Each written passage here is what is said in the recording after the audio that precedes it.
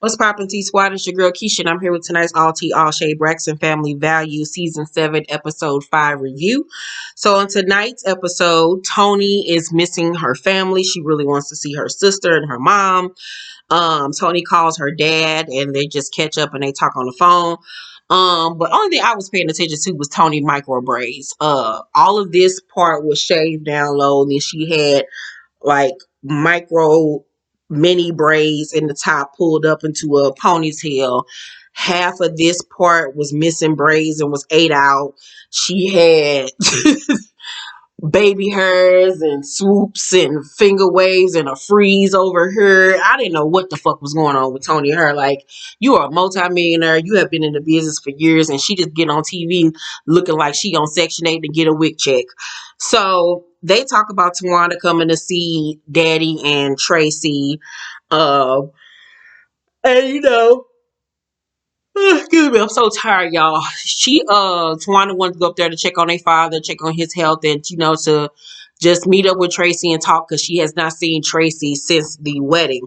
So Trina FaceTimes with Mommy, and Mommy had a new hairstyle. I guess telekinetically, I must have transmitted it to her that she needed a new wig, and she got a new hairdo. She had her some cute bangs, and she had her some length, honey. I was like, yes, Miss Evelyn, about time you took that Farrah Fawcett wig off. So I'm like, how your mama hair look better than yours, Tony?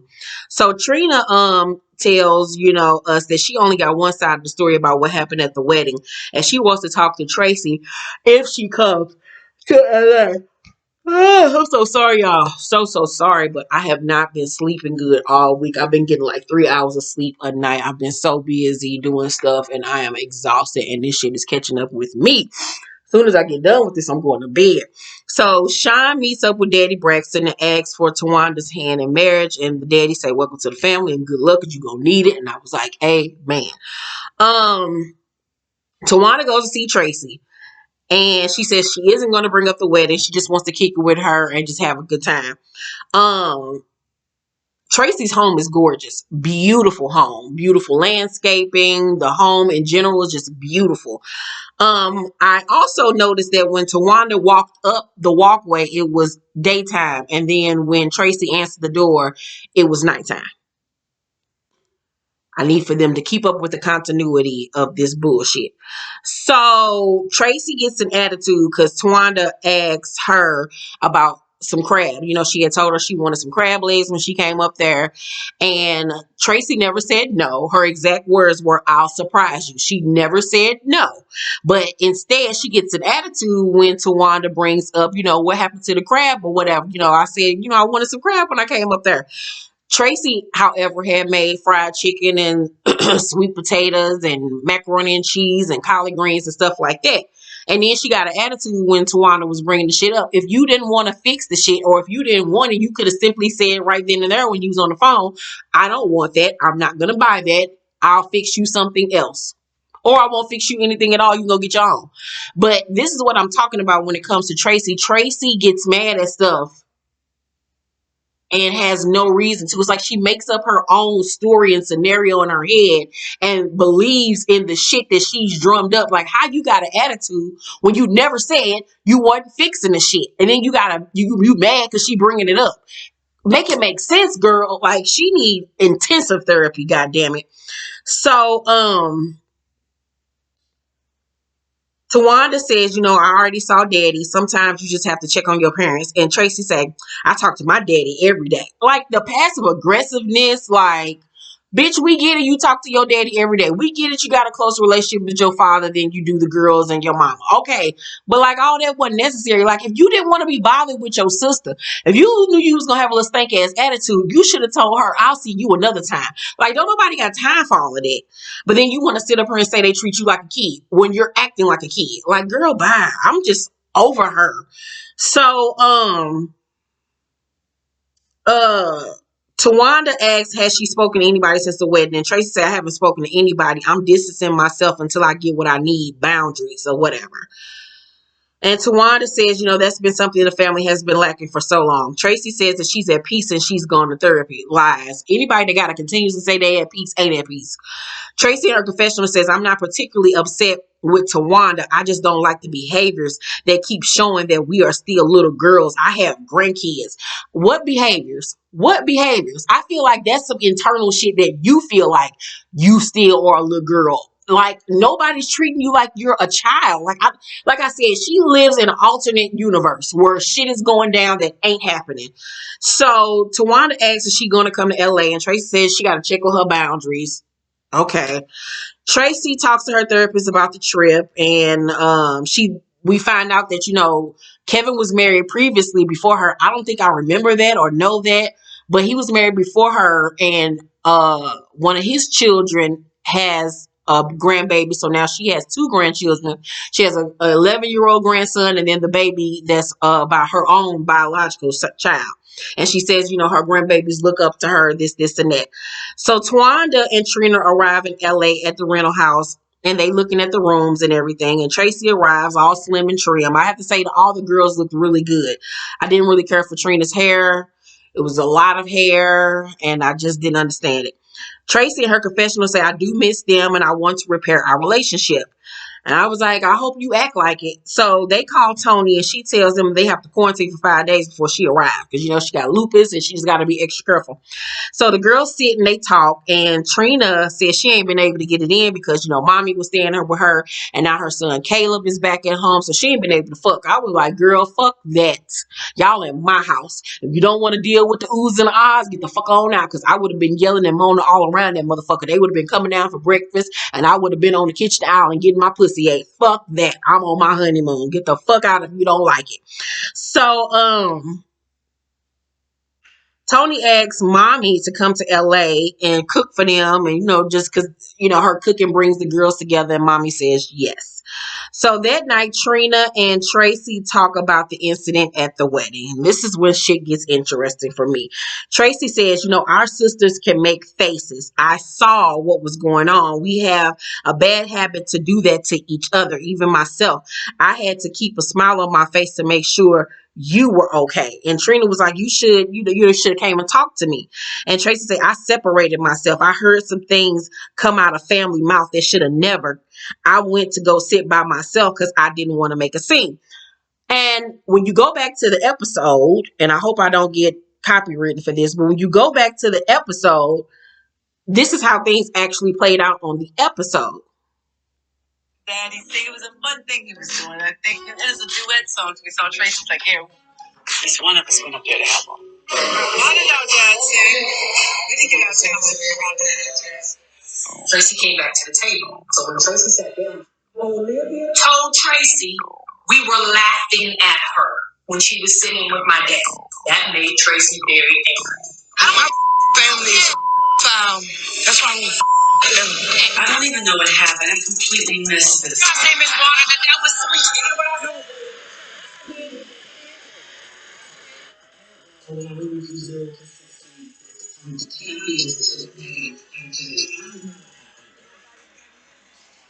So on the show, you heard Tawanda tell Tony that Olivia told Tracy that they were talking about her.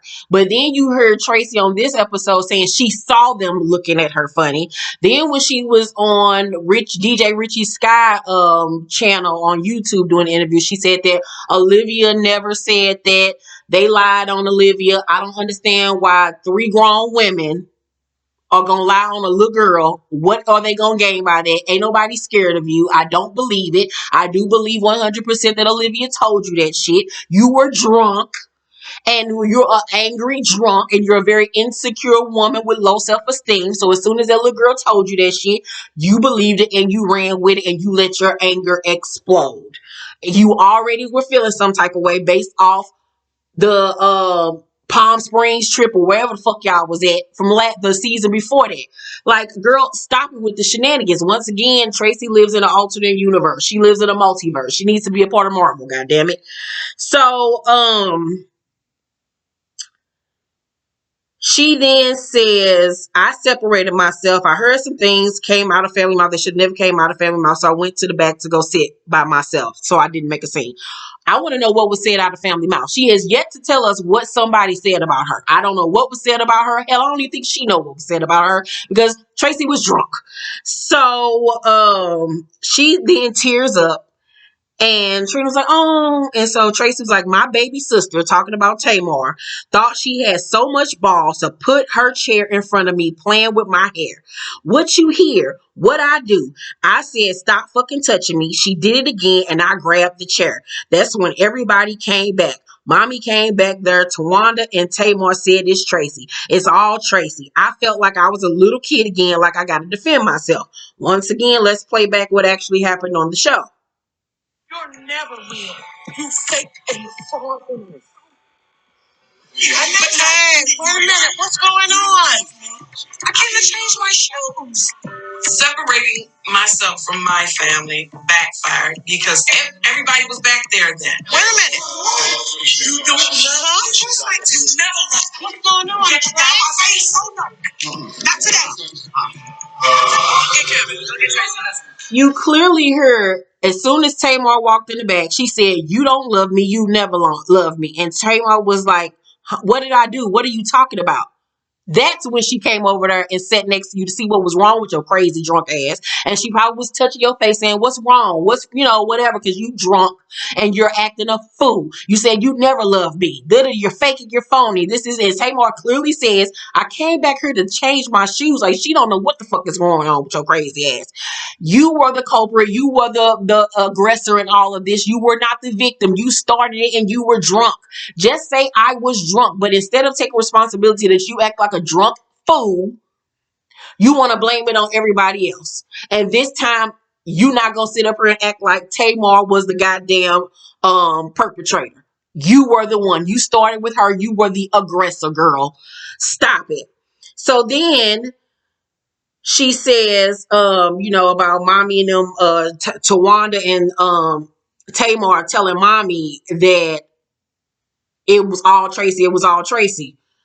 Tawanda got on Twitter tonight and said, I never said that.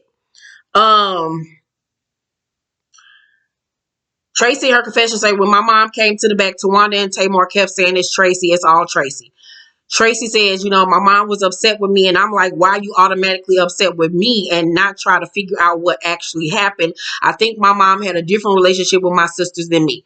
Okay, you and obviously you and Miss Evelyn got some issues with dealing with one another, but Tracy, you need to still take responsibility for your actions, darling.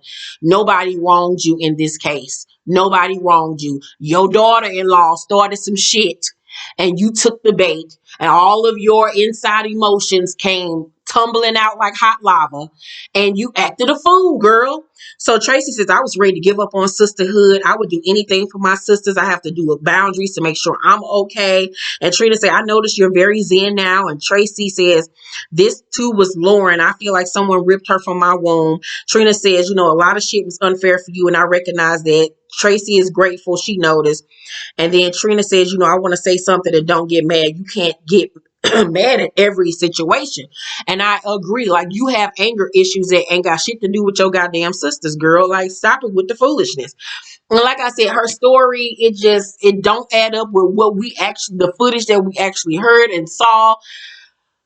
Tracy just needs fucking Jesus, bitch. She needs some bless all, a nap, a good weave, a new husband, a new life, a new attitude, goddamn it, a new wardrobe and a new spirit, child. Because I'm over her. Her and Tamar are the same bitch. They both play victim. They're both delusional as fuck. I'm over Tracy and the woe is me act and acting like everybody wronged her and she did nothing. Acting like everybody treat her like a kid, but you in fact act like a kid. Like, you're passive aggressive as fuck. Girl, stop. I'm over it. Anywho, that's my review of Braxton Family Values. Make sure to thumbs up this video, like and subscribe, and hit the notification bell button. I love you guys so much, and I will see you on the next video. Bye.